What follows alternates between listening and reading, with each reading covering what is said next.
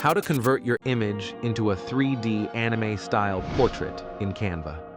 Today, I'll walk you through a simple way to transform your photo into a 3D anime-style portrait using Canva. First, open a new project in Canva and upload your image to the canvas.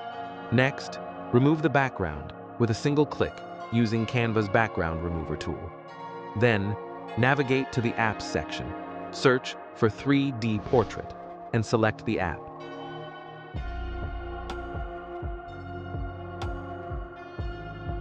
Ensure that the background remove option is enabled and click on Generate 3D Image.